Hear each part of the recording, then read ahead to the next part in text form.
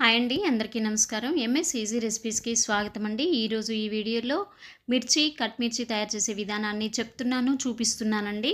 ఇందుకోసం నేను బజ్జీ మిర్చి అని కొన్ని మిర్చీలు తెచ్చేసి శుభ్రంగా కడిగి వాటి లోపల గింజలు తీసేసి పల్లి, చింతపండు, సాల్ట్ కలిపినటువంటి పేస్ట్ ఆ మిర్చి లోపల పెట్టేసి మరి శనగపిండి తీసుకొని శనగపిండిలో కొంచెం బియ్యపిండి యాడ్ చేసేసి కలుపుకోవాలండి. మన దోసల పిండి కంటే కొంచెం చిక్కగా కలుపుకోవాలి. కలుపుకొని ఒక 10 మిర్చీలు చేయాలి అంటే 100 గ్రాముల శనగపిండి, 20 గ్రాముల బియ్యపిండి యాడ్ చేసుకోవాలండి. అందులో కొంచెం వాము, కొద్దిగా సాల్ట్ వేసుకొని చిక్కగా కలుపుకొని మిర్చీలను ముంచి మనం ముందుగా స్టవ్ మీద బాండి పెట్టేసి కొద్దిగా మోతాదుగా నూనె పోసుకొని వేడెక్కినటువంటి ఆ మూకుడులో వేసుకొని గోలించుకోవాలండి. గోల్డెన్ బ్రౌన్ కలర్ వచ్చాక గోలించుకొని తీసుకోవాలండి.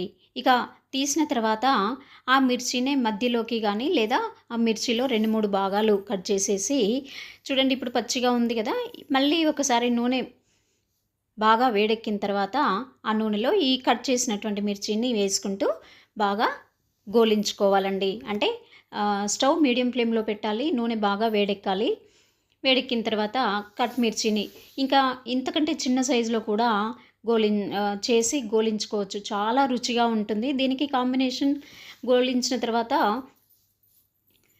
సన్నగా ఉల్లిగడ్డ తరిగి కొద్దిగా కొత్తిమీర యాడ్ చేసుకొని కొంచెం నిమ్మరసం యాడ్ చేసేసి ఈ మిర్చికి కాంబినేషన్గా తీసుకుంటారండి.